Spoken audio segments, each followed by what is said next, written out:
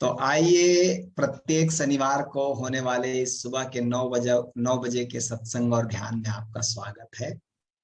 तो पहले एक प्रश्न, उसके बाद हम लोग आज बहुत ही मजेदार ध्यान करने वाले हैं। प्रश्न पूछा है प्रोफेसर प्रदीप डडसेना जी ने। कहते हैं कि स्वामी जी, ध्यान के बाद मन शांत हो जाता है और ऐसा लगता है कि इसी शांति में हमेशा रहूं। ओशो धारा में ध्यान के पश्चात उत्सव कराया जाता है। ध्यान के पश्चात उत्सव का क्या महत्व है, कृपया समझाने का कष्ट करें। ध्यान है बाहर से भीतर की तरफ यात्रा। एक तो शुरू से ही हमें ये सिखाया नहीं जाता, बचपन से ही, कि भीतर का भी कोई जगत है, भीतर कैसे जाना है। तो 18 साल 20 साल या जितनी आपकी उम्र है, आप पहली दफा ध्यान किए तो पहली दफा भीतर गए और भीतर की शांति और भीतर का सन्नाटा, भीतर का निराकार इतना सघन शांति है कि पहली दफा उसका स्वाद लगता है तो मन करता है कि अब बाहर न जाएं, अब बाहर हिले डुले मत। उस गहन शांति से, ध्यान से उठने के बाद भी कुछ बोलने का मन नहीं करता, कुछ करने का मन नहीं करता, उसी शांति में डूबे रहने का मन करता है। यही आपने कहा है और ऐसा लगता है कि इसी शांति में हमेशा रहो। लेकिन इसके दो परिणाम हो सकते हैं।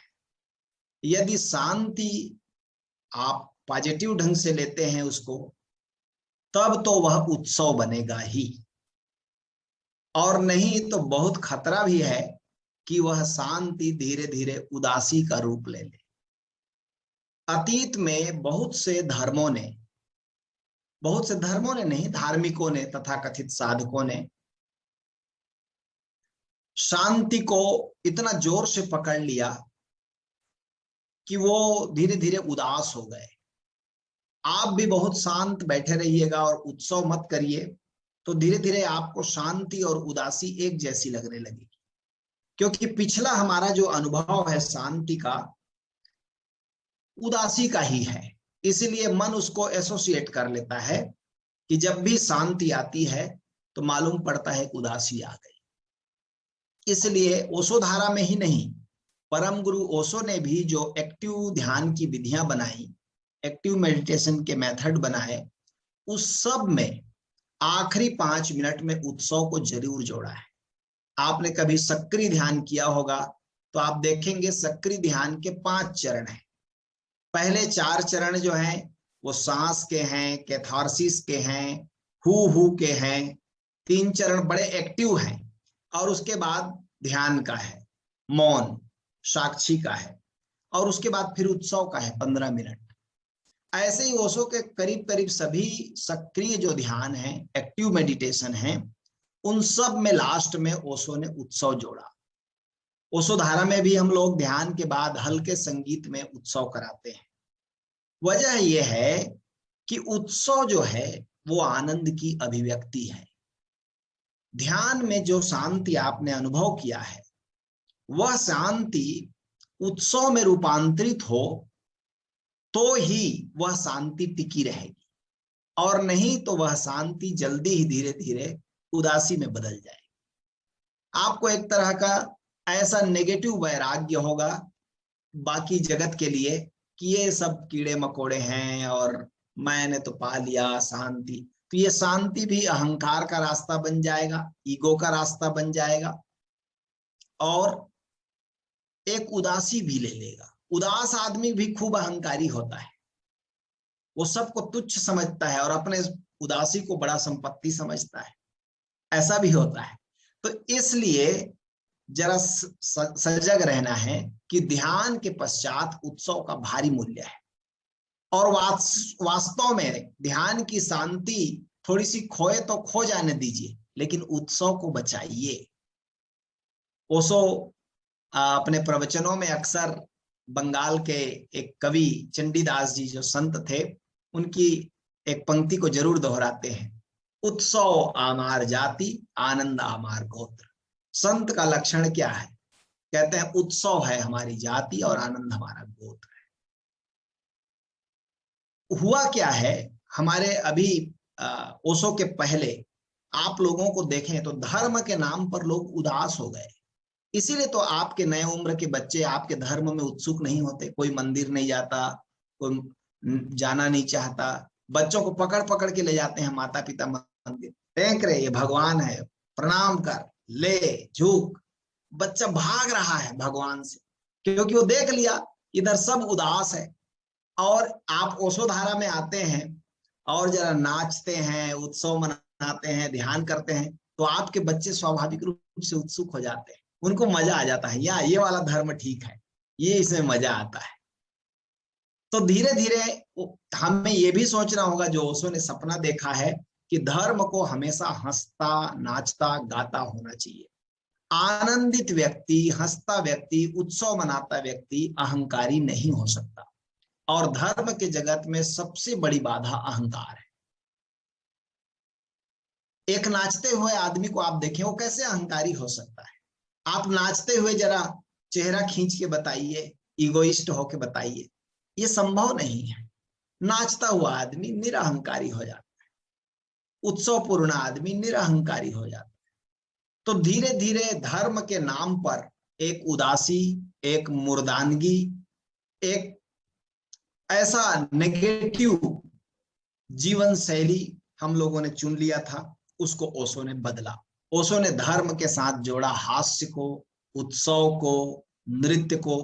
और देखते हैं आप मजेदार बात कि जब से ओशो ने अपने शिविरों में उत्सव को, नृत्य को मूल्य दिया, उसके बाद ही राम कथा में, कृष्ण कथा में, भागवत में, रामायण में अब पंडित जी नचाने लगे हैं लोगों को। अब अच्छे गीत संगीत में उत्सव वहां भी होता है। पहले कोई नाच देता तो नाराजगी हो जाती, नृत्य अलाउड नहीं था। ये धीरे धीरे धर्म के नाम पर एक तरह की उदासीनता, गंभीरता एक तरह की बीमारी है। ओशो तो कहते हैं गंभीरता एक तरह की बीमारी है। पूरे प्रकृति को, विराट को देखें, मनुष्य को छोड़ करके सब उत्सव में है। तो उत्सव को ओशो ने बड़ा मूल्य दिया। और ओशो तो यह भी, मैं ओशो की तरफ से, ओशो ने कहीं कहा हो ना कहा हो, लेकिन मैं कह सकता हूं कि एक बार ध्यान छूटे तो छूट जाए, लेकिन उत्सव नहीं छूटना चाहिए। क्योंकि उत्सव आपकी ऊर्जा को ऊपर करता है, फिर तो ध्यान अपने पीछे पीछे छाया की तरह आ जाता है। आनंदित व्यक्ति जो है उसके लिए ध्यान अति सुगम है। इसलिए आप देखे होंगे ध्यान समाधि कार्यक्रम में भी हम लोग पहले 3 दिन आनंदित होने की कला सिखाते हैं, ध्यान पर उतना जोर नहीं देते। हम कहते हैं पहले समझिए आप दुखी क्यों हैं, दुख के कारणों को हटाइए, पहले आनंदित होइए, क्योंकि आनंदित व्यक्ति से ही सच्चिदानंद का जोड़ बैठेगा। तो पहले 3 दिन हम आनंदित होने की कला सिखाते हैं, आनंद प्रज्ञा में, कि कहाँ कहाँ सुधार करना है, कैसे दृष्टिकोण को बदलना है, कैसे अपने अहंकार के प्रति जाग कर अहंकार को कमजोर कर देना है, कैसे सम्यक कर्म करना है, परोपकार के कर्म करना है, बहुजन हिताय बहुजन सुखाय करना है। जहां जहां से हमें आनंद मिलता है और जहां जहां से हम दुख पैदा कर रहे हैं, ये दोनों चीजों को हम आपको बताते हैं कि जहां दुख पैदा कर रहे हैं उसको पैदा करना बंद करिए, और जहां जहां से आनंद मिल रहा है उस आनंद को और बढ़ाइए। ये पहले 3 दिन जब आप आनंद प्रज्ञा सीख लेते हैं, तब हम कहते हैं अब ध्यान, अब समाधि। क्योंकि आनंदित व्यक्ति का मौन होना एकदम सुगम है, एकदम सरल है। दुखी आदमी मौन हो भी जाए बांध बूंद कर, तो भीतर इनर चैटिंग चलता रहेगा, भीतर भीतर बातचीत चलता रहेगा। तो मैं आपके प्रश्न को समझा कि ध्यान के बाद जो गहरी शांति मिलती है उसमें उठने का मन नहीं करता, नाचने का मन नहीं करता। लेकिन ये शांति को टिकाए रखना है तो उत्सव में शामिल हो। अपने ध्यान के बाद अच्छा 10 मिनट नाचना जरूर है। ये तभी ये शांति पॉजिटिव शांति होगी, तभी ये शांति टिकाऊ शांति होगी, और नहीं तो शांति उदासी का रूप ले लेगी और आप एक तरह के सीरियसनेस, एक तरह की गंभीरता के शिकार हो जाए। इसलिए ओशो के ध्यान विधियों में भी और ओशो धारा में भी हम लोग उत्सव का जरूर आयोजन करते हैं ध्यान के बाद में, कि आप उत्सव मनाएं। और आप देखेंगे जैसे जैसे आप उत्सव मनाते हैं ना, तो आपको उस ध्यान में मजा भी आएगा। मन का एक एसोसिएशन है, मन को जिसमें मजा आता है उसको वो बार बार करने के लिए प्रेरित करता है। तो उत्सव, अच्छा, उत्सव का एक और लाभ ये भी है कि आपके स्वतः आसपास जो लोग हैं उस उत्सव से संक्रमित होते हैं। जब आप शांत हैं तो ये अकेले अकेले की बात है, भीतर शांत है। जब आप आनंदित हैं तो भीतर अकेले की बात है, आप आनंदित हैं। लेकिन जब आप उत्सव में होते हैं तो फिर लोगों को सम्मिलित करते हैं, फिर लोगों के साथ जुड़ते हैं, संघम शरणम गच्छामि करते हैं। इसलिए उत्सव का मतलब ही होता है आनंद को बांटना, आनंद को अभिव्यक्त करना, अभिव्यक्ति देना। यदि ध्यान से जो शांति और आनंद मिला है उसे अभिव्यक्ति नहीं देंगे तो जैसे रुका हुआ पानी सड़ने लगता है, बहता हुआ पानी निर्मल होता है, ऐसे ही वह शांति उदासी का रूप ले ले। इसलिए उत्सव को नहीं छोड़ना है। तो धन्यवाद प्रदीप जी। दूसरा प्रश्न एक मित्र ने पूछा है कि स्वामी जी, मैं नया साधक हूं, ध्यान की यात्रा कैसे शुरू करूं? बहुत सुंदर। ध्यान की यात्रा कैसे शुरू करना चाहिए? यदि आप ओशो को पहले से पढ़े हुए हैं, ओशो के किताबों से परिचित हैं, पहला चरण तो होना चाहिए, पहले ओशो को पढ़ना चाहिए, सदगुरुओं को पढ़ना चाहिए, संतों की जीव के बारे में जरा पढ़ना चाहिए। ये पहला जो चरण है ना, ये बड़ा इंपॉर्टेंट है। जितना जितना आप संतों के बारे में, सदगुरुओं के बारे में, उनके प्रवचनों को, उनकी देशनाओं को पढ़ेंगे, पहले बुद्धि से राजी होना चाहिए। जब बुद्धि राजी हो जाती है तब अगला स्टेप, पहला स्टेप है बुद्धि को राजी करना। मैं खुद ही जब अपनी साधना शुरू किया तो 1994 में मैं ओशो को पढ़ना शुरू किया और 6 साल तक मैं केवल पढ़ता रहा ओशो, कोई ध्यान नहीं किया, क्योंकि मैं पहले आश्वस्त हो जाना चाहता था कि ओशो आखिर चाहते क्या है और ओशो का विजन मिशन क्या है, ओशो की दृष्टि क्या है।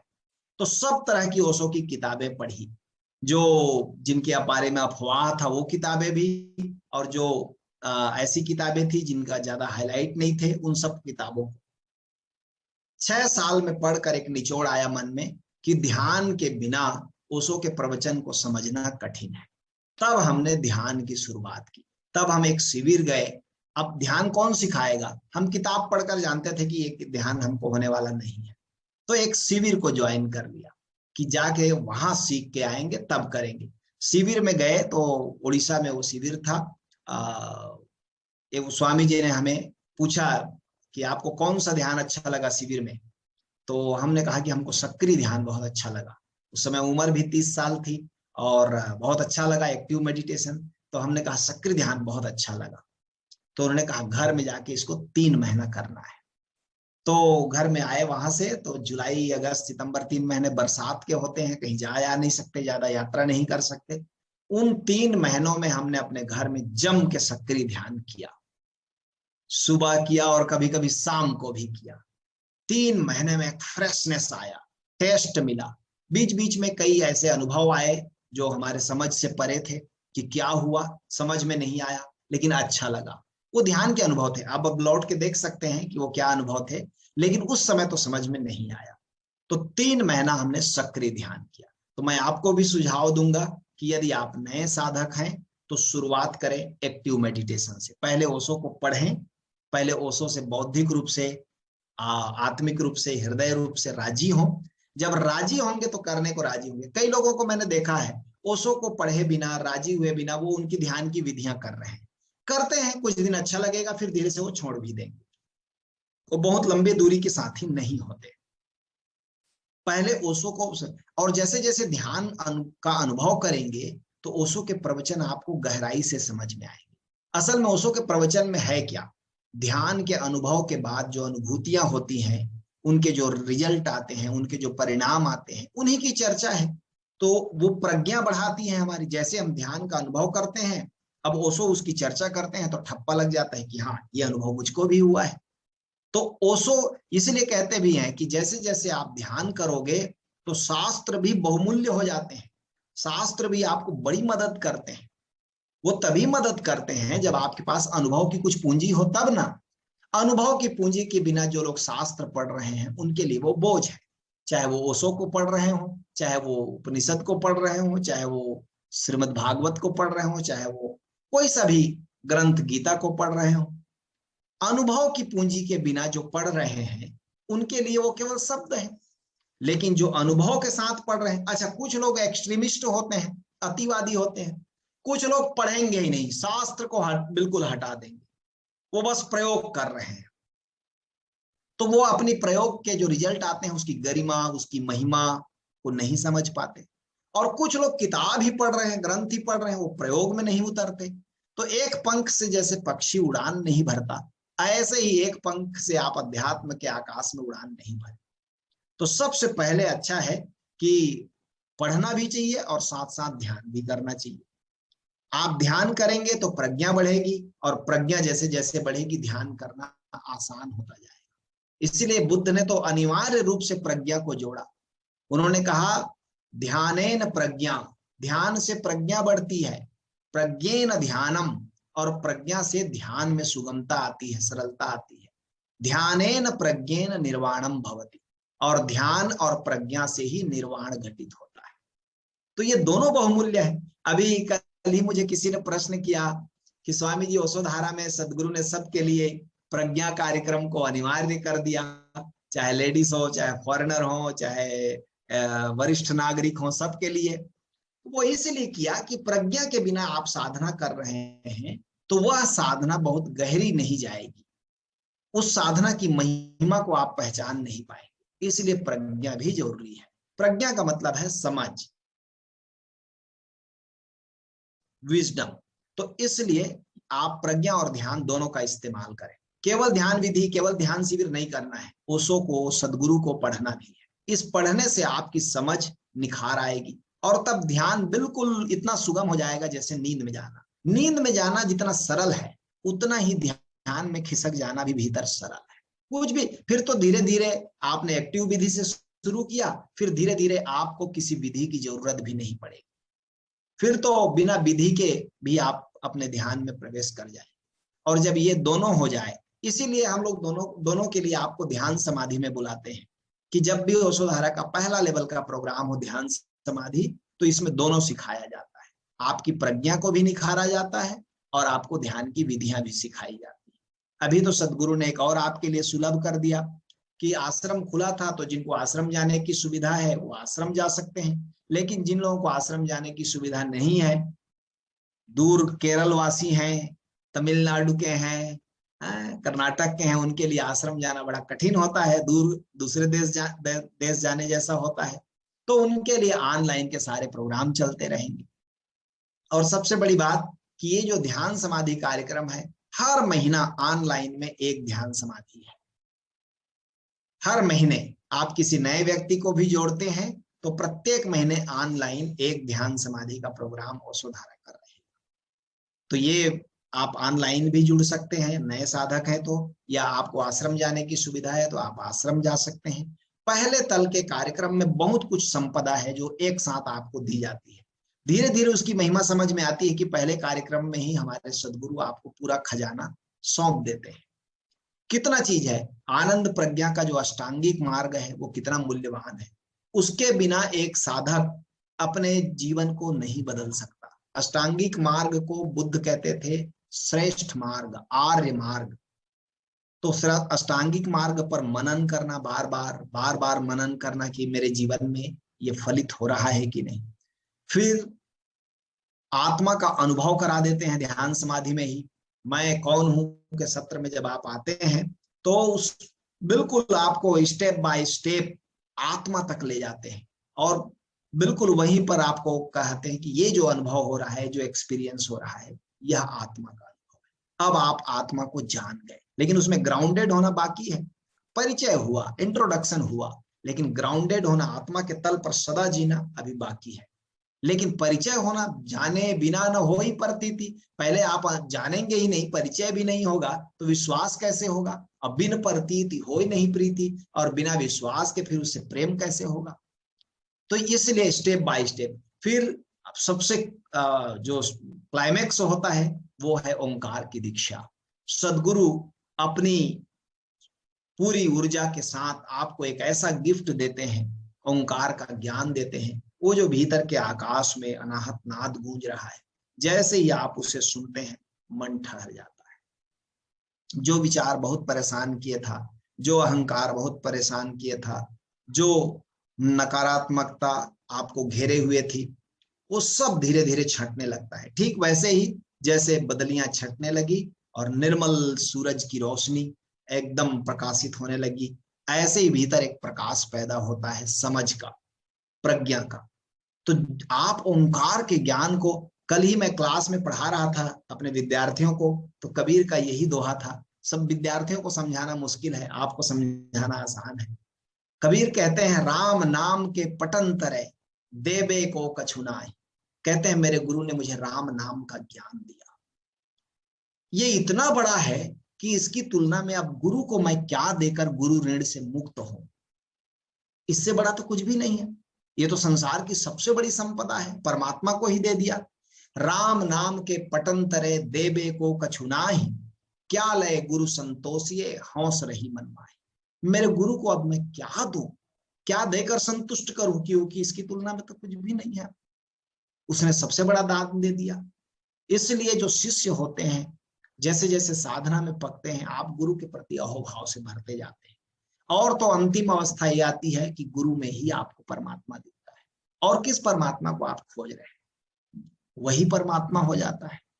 ये हमारा गोल है, ये हमारा लक्ष्य है कि सदगुरु ही परमात्मा नजर आने लगे जिस दिन, उस दिन यात्रा का एक बड़ा पड़ाव पूरा हुआ। तो इतना बड़ा चीज गुरुदेव पहले ही ध्यान समाधि के 5वें दिन दे देते। पुराने जमाने में गुरु लोग कितना टेस्ट लेते, परीक्षा लेते, 10 साल शिष्य चप्पल घिसता, साधना करता, तब गुरु देखता कि ये पात्र है। कल ही मैं बता भी रहा था कि कबीर साहब के गुरु रामानंद जी ने 2-4 लोगों को बताया इस राज को। कबीर साहब ने स्वयं अपने जीवन काल में केवल 2 लोगों को बताया। सोचिए, उनको नहीं लगा कि इस सीक्रेट को किसी और को बताएं। और धर्मदास जी को बताते हुए दुहाई भी दिया कि धर्मदास तो है लाख दुहाई, सार वस्तु बाहर नहीं जाए। ये जो सार वस्तु है ओंकार का ज्ञान, यह तुम्हें हर किसी को नहीं देना है, जो पात्र मिले उसको देना है। हम कितने भाग्यशाली हैं कि हमारे गुरुदेव इतने करुणावान हैं, इतने उदार हैं कि पात्र अपात्र कुछ भी ख्याल नहीं करते, दिए चले जाते। और उसका कारण भी मैं बता देता हूं। उसका कारण ये है कि स्वयं सदगुरु हमारे 60 साल तक इस चीज के लिए भटकते रहे, जगह जगह तलाश किया। मुद्दे की बात कहते हैं गुरुदेव उसको, मुद्दे की बात को कोई बताता नहीं था, दूसरी दूसरी बातें होती थी। जब उनको ज्ञान हुआ तो वो खुद अपने गुरु पर नाराज भी हुए कि इतने दिन से मैं, सूफी बाबा के लिए नाराज हुए कि इतने दिन से मैं आपके पास आ रहा था, आपने मुझे ये क्यों नहीं बताया। तो सूफी बाबा मैंने जो कहा वो सुनने जैसा है। उन्होंने कहा तुमने इसको पूछा कहाँ था, तुम जो ये बताओ, तुम जो भी पूछते थे मैं उसका उत्तर देता था कि नहीं। तो गुरुदेव ने कहा हाँ आप उत्तर देते थे। बोले इस पर कभी पूछा कि सार की बात क्या है, मुद्दे की बात क्या है, आप मुझे बता दें। अपने ही बात पर पछतावा आया गुरुदेव, क्योंकि हाँ मुद्दे की बात तो नहीं पूछे थे। आप सोचिए जरा, हम लोग जितने लोग इधर हैं अभी, हमारे गुरुदेव भी न बताते मुद्दे की बात और इंतजार करते कि कब हम में इतनी प्रज्ञा जगेगी कि हम मुद्दे की बात उनसे पूछेंगे। तो कभी वो मौका आता हाथ में? क्या इतनी प्रज्ञा जगती? हम भी जाकर क्या पूछते कि मेरे बेटे को नौकरी कब लगेगी, कि मेरी लड़की की शादी कब होगी, कि मेरा फलाना काम कब होगा। यही नॉनसेंस सवालों को लेकर के सदगुरु के पास हम लोग जाते और पूरा जीवन निकल जाता। गुरुदेव ने कहा कि मेरे लोगों को मैं ऐसे नहीं छोड़ूंगा, इंतजार नहीं करूंगा, क्योंकि अब समय भी मेरे पास कम है और लोग इतने अभी प्रज्ञावान भी हुए हैं इस युग में ओशो को पढ़ने के बाद कि अब उन्हें मुद्दे की बात दी जा सकती है। इसलिए गुरुदेव के हमारे पूछने के पहले ही गुरुदेव कहते हैं असली मुद्दे की बात ओंकार है, नाम का ज्ञान है। इस नाम के ज्ञान के बिना आपको ना तो ध्यान घटेगा ना समाधि घटेगा। मैं कल ही किताब पढ़ रहा था, ये किताब मेरे सामने ही रखी हुई है। तो इस किताब में एक जगह एक मित्र ने पूछा कि ओशो आपने जो विधि बताई ध्यान की, इसको पढ़ते हुए मुझे झरने की आवाज, मुझे पानी के कल कल की आवाज सुनाई पड़ती है, यह क्या है? तो मैं सोचा अब ओशो क्या उत्तर देते हैं। ओशो बोलते हैं कि नहीं ओंकार के बारे में, जरा देखें। तो 1.5 पेज के उत्तर में ओशो ने नहीं बताया कि ये ओंकार है, केवल एक जगह बोला कि ये नाद है, लेकिन उसको जल्दी जल्दी सरका दिया। ये नहीं बताया कि बिल्कुल यही मूल्यवान है, बिल्कुल स्पष्ट करके नहीं बताया। उन्होंने कहा हाँ ठीक है, पहला चरण है शब्द का जगत, बाहर का विचारों का जगत। जब शब्द छूट जाएंगे तो तुम्हें एक नाद सुनाई पड़ेगा। ये ओशो के वचन है ना जो मैं बोल रहा हूं, कि जब शब्द छूट जाएंगे तब तुम्हें नाद सुनाई पड़ेगा। और नाद को भी साक्षी रहोगे तो धीरे धीरे एक दिन नाद भी खो जाएगा, गहन मौन व्याप्त रहेगा। और ऐसे नाद को सरका दिया। लेकिन नाद इतना बड़ा है कि वो मौन तक ले जाएगा, परमात्मा तक ले जाएगा, ये ओशो ने एम्फेसिस करके नहीं बताया। मुझे कभी कभी प्रेम के कारण, यद्यपि ओशो को मैं बहुत प्रेम करता हूं, लेकिन अतिशय प्रेम के बावजूद भी मुझे ऐसा लगता है कि ओशो से भी ज्यादा करुणावान हमारे सदगुरु हैं, जो स्पष्ट बताते हैं, बार बार बताते हैं कि हमारी चेतना में ये बात ठक जाए कि यही एक मार्ग है, सहज योग एक मार्ग है, ओंकार ही एक मार्ग है। आप नाद को नहीं सुनते हैं, मौन बैठकर, शांत बैठकर नाद में ग्राउंडेड नहीं होते हैं, उसके प्रेम में नहीं पड़ते हैं, उसकी साधना नहीं करते हैं, तो साधना में कोई गति वर्षों वर्षों तक नहीं होती। और नाद को इसीलिए जहाज कहा है गुरु नानक देव जी, नानक नाम जहाज है। ये जहाज है, इसमें बैठ गए तो कुछ करना धरना नहीं पड़ता, फिर अपने से वो खींच लेता है। और ओशो स्वयं कह रहे हैं कि नाद ही तुम्हें परम मौन तक ले जाए। जो कबीर साहब कहते हैं ना, सुन न मरे अजपा मरे अनहद हु मर जाए। एक जगह आएगा जब नाद भी खोएगा, लेकिन कब? राम सने ही ना मरे कह कबीर समझाए। लेकिन वहां तक ले जाने वाला स्रोत, साधन कौन है? अनाहत नाद है। इसलिए अनाहत नाद का इतना मूल्य है, इसलिए कोई गुरु जल्दी में नहीं देता अनाहत नाद को। लेकिन ये केवल ओशो धारा है जो ओशो के बैकग्राउंड के कारण, ओशो को पढ़ने वालों के लिए ये बहुमूल्य दान सदगुरु 6 दिन के ही शिविर में दे देते हैं। तो मैं आपको, आप नए साधक हैं तो आमंत्रित करूंगा, ऑनलाइन या ऑफलाइन आप ध्यान समाधि करिए। इससे बढ़िया कोई अवसर नहीं है। जिन मित्रों ने किया है आप उनका फीडबैक पूछ सकते हैं, उनके जीवन में क्या रूपांतरण आया। देखिए, मशीन की दुनिया नहीं थी तब वही काम कितना करना पड़ता था। आज से 25 साल पहले किसी को कुछ कहना हो तो चिट्ठी लिखो, हफ्ते दिन बाद, 10 दिन बाद, 15 दिन बाद चिट्ठी पहुंचेंगी। जब तक आप यहाँ लिख रहे हैं कि अब मैं बुखार आ गया है मुझे, तो जब तक चिट्ठी वहां पहुंचेगी तब तक आप ठीक चुके हो रहते हैं। और अभी यंत्र आ गए, मोबाइल आ गया, फोन आ गया, अब आपको कोई मेहनत नहीं करनी पड़ती। आप बुखार में है तो आप डॉक्टर से इलाज देते हैं। अभी कोरोना में बहुतों का डॉक्टरों ने मोबाइल से ही इलाज किया, फोन में ही बात कर करके, अच्छा ये टेबलेट से ऐसा हो रहा है तो टेबलेट बदल दो, अच्छा ये दवाई बदल दो, फोन से ही इलाज हो गया। तो यंत्र जैसे विज्ञान विकसित हुआ है और यंत्रों के कारण हमारी जीवन और भी सुविधापूर्ण हो गई है, मशीनों के कारण अध्यात्म भी ऐसे ही अपडेट हुआ है। पहले के जमाने में अध्यात्म का मतलब था लंबी साधना, शरीर को सताओ, मन को सताओ और गलाओ, बहुत उपद्रव करो। ओशो के आने के बाद इतना अपडेट हो गया है कि ध्यान और समाधि इतना सरल है, इतना सुगम है जितना कुछ भी नहीं। आज व्यक्ति के लिए आनंदित होना, आज व्यक्ति के लिए शांत होना, आज व्यक्ति के लिए समाधि में डूबना, आत्मा और परमात्मा का अनुभव करना बिल्कुल बाएं हाथ का खेल हो सकता है। जिसको कबीर साहब कहते हैं, लंबा मार्ग दूर घर बिकट पंथ बहुमार, का संतों क्यों पाइये दुर्लभ हरि दीदार। ओशो के बाद अब कबीर साहब आएंगे तो ऐसा नहीं कह पाएंगे, अब वो कहेंगे बहुत सरल है, क्योंकि ओशो ने इतना सुगम बना दिया, इतना सरल बना दिया। और सदगुरु ने कार्यक्रमों के द्वारा उसे हमारे घर तक, हमारे बेडरूम, हमारे कमरे तक पहुंचा दिया। इससे बढ़िया और क्या बात हो सकती है। तो मैं आपको आमंत्रण दूंगा कि आप आइए ध्यान समाधि कार्यक्रम में। और मैं सभी मित्रों से भी निवेदन करूंगा, बहुत लोग दुखी हैं, बहुत लोग परेशान हैं, उनको ध्यान समाधि से जुड़ने के लिए कहिए। आप उनके दुखों को हटाने के लिए कोई प्रयास मत करिए। मेरे पास तो कोई भी आता है कि मैं परेशान हूं स्वामी जी क्या करूं, तो मैं एक ही शब्द बोलता हूं, आपको बहुत सारा उत्तर चाहिए कि एक उत्तर चाहिए? बोले नहीं नहीं, एक ही उत्तर चाहिए। हाँ तो फिर ध्यान समाधि करो। लाख दुखों की एक दवा है, ध्यान समाधि करो। और आप ध्यान समाधि कर चुके हैं और फिर भी उदास हैं तो हम कहते हैं रिपीट करो, क्योंकि आप फिर पहले वाला चीज भूल भाल गए होंगे, फिर से एक बार नहा लो। अभी हमारे यहाँ जिनके यहाँ हम किराए में रहते हैं, वो बहुत दिनों से कार्यक्रम नहीं की थी और उनको लग रहा था फिर नेगेटिविटी ने घेर लिया, तो हमने कहा हम प्रयागराज जा रहे हैं, आप चलिए वहां ध्यान समाधि फिर से रिपीट करिए। फिर से रिपीट किया, फ्रेश होके आ गई। उन्होंने कहा हाँ मजा आ गया, अब हम फिर से ध्यान की शुरुआत अपना करेंगे रेगुलर। तो कई बार ऐसा होता है कि 6 साल 7 साल 5 साल 3 साल पहले आपने किया है तो आप वो चीज भूल चुके होते हैं, तो अच्छा होगा शिविर को रिपीट कर लेना। फिर से संग साथ में सब जहां कर रहे हैं, अभी कल ही हिसार में 250 लोगों ने ध्यान समाधि किया।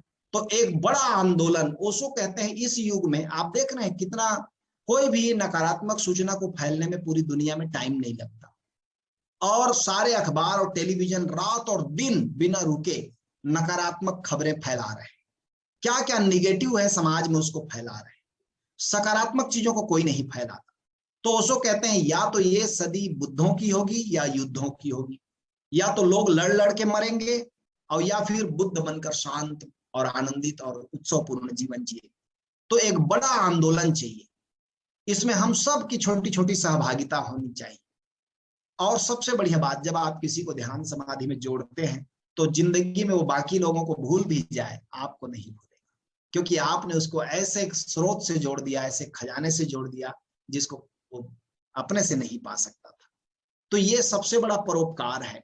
इसलिए हर बुद्ध अपना संघ बनाता है और हर बुद्ध आचार्य बनाता है, और आचार्यों को भगवान बुद्ध भी यही करते थे। जैसे ही उनके पास थोड़े दिन कोई ध्यान करता था, उसको कहते थे जाओ अब मेरा संदेश फैलाओ, जाओ लोगों तक मेरा मैसेज फैलाओ, जाओ लोगों को बताओ कि आनंदित होने का उपाय है, मस्त होने का उपाय है, उत्सवपूर्ण जीवन जीने का उपाय है, रो रो के जिंदगी काटने के लिए नहीं मिली है, एक एक सांस बहुमूल्य है, आनंदित हो। और जो इस जीवन में आनंदित होगा वही शरीर छोड़कर भी आनंदित होगा। जो इस जीवन में दुखी है अचानक कैसे आनंदित हो जाएगा। आनंद भी तो सीखना पड़ता है, सुख को भी तो सीखना पड़ता है।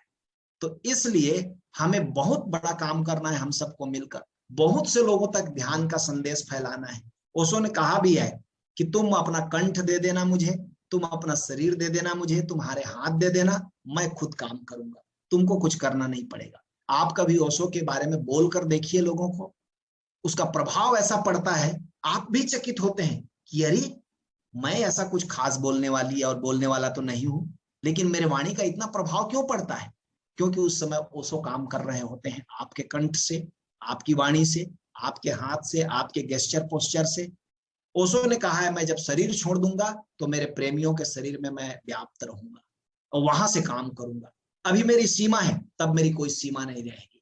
जो भी मुझे अपने को सौंप देगा उसके थ्रू मैं काम करूंगा। थोड़ा सा समर्पण, थोड़ा सा ध्यान, और आप इस सबसे बड़े धर्म जो शुरू हो रहा है, क्योंकि 2500 साल चलता है। कल ही मैं बता रहा था किसी मित्र को कि भगवान शिव हुए उसके 2500 साल बाद भगवान राम हुए लगभग। अब हम लोग अंदाजन कहते हैं लेकिन कह नहीं सकते कितना, लेकिन भगवान शिव कम से कम 10,000 साल पूर्व हुए। लेकिन ऐसा देखकर लगता नहीं, मुझे इस पर भरोसा नहीं है इस टाइम पर, मुझे लगता है लाखों साल पहले, क्योंकि वेद को ही लोकमान्य तिलक 90,000 साल पुराना कहते थे। और वैदिक धर्म के पहले, वैदिक सभ्यता के पहले सिंधु घाटी की उन्नत सभ्यता थी, और भी बड़ी बड़ी सभ्यताएं थी। तो और उसमें शिव के पूजन का उल्लेख है। सिंधु घाटी की सभ्यता में शिवलिंग के पूजन का, शिव के मूर्ति का मिला हुआ है खुदाई में। तो इसका क्या मतलब होता है, लाखों साल पहले। तो ऐसे शिव आए, राम आए, कृष्ण आए, बुद्ध आए। ओशो तो कहते हैं कम से कम 2500 साल का एक टर्म होता है। ओशो के आने के बाद अब अगला जो धर्म का महान अभियान शुरू होगा वो 2500 साल बाद शुरू होगा। इस बीच में सब कुछ फिर बदलेगा। लेकिन हम लोग कितने भाग्यशाली हैं कि इस 2500 वर्ष की शुरुआत में जब धर्म अपने गंगोत्री से निकल रहा है उसमें हम लोग सहभागी हैं, उसके हम लोग ध्वजवाहक हैं, उसमें हम लोग कार्य कर रहे हैं, उसमें ईंट बन रहे हैं, उसमें हमारे हाथों का भी योगदान है। ये सौभाग्य है। इसलिए बहुत ज्यादा छोटे छोटे चीज में नहीं उलझना है, बड़े अभियान में जुटना है। मैं अक्सर लोगों को कहता हूं यदि आप दुख से मुक्ति चाहते हैं तो अपने दुख के बारे में सोचना बंद करिए, लोगों को दुख से मुक्त करिए, आपके दुख का पता ही नहीं चलेगा कब चला गया। आप अपने दुख का ख्याल मत करिए, लोगों को दुख से मुक्त करिए। बहुत लोग थोड़ी सी अज्ञानता के कारण, थोड़े से विभ्रम के कारण दुख पा रहे हैं, संताप में हैं, उदासी में हैं, डिप्रेशन में हैं, सुसाइड कर रहे हैं, आपके थोड़े से वचन, आपका थोड़ा सा बोध, आप ओशो से उनको जोड़ देते हैं, वो मुक्त हो जाते हैं। इससे बड़ा ध्यान क्या होगा। ओशो तो कहते भी हैं कि आनंद के दान से बढ़कर बड़ा दान कोई भी नहीं है। धन आप देते हैं वो कोई बड़ा दान नहीं है। आप किसी को रुपए पैसे का मदद कर देते हैं, कपड़े लत्ते का मदद कर देते हैं, अच्छा है, शुभ है, लेकिन किसी को आप आनंदित करते हैं, किसी के चेहरे पर मुस्कुराहट ले आते हैं, इससे बड़ा कोई दान नहीं। भगवान बुद्ध भी स्वयं कहते थे कि धन्य भागी है वे जो बुद्ध शासन की सेवा में निरत है, जो किसी बुद्ध के कार्य में लगे हैं, जो किसी सदगुरु के कार्य में लगे हैं। धन्य भागी है वे जो बुद्ध शासन की सेवा में निरत हैं, वे ही निर्मल चंद्रमा की भांति संसार को प्रकाशित करते हैं। ये निर्मल चंद्रमा बनने का अवसर है आपको, इसको छोड़िएगा मत। तो चलिए आज एक बहुत ही सुंदर ध्यान करेंगे। सत्संग के सत्र को यहीं पर पूरा करते हैं।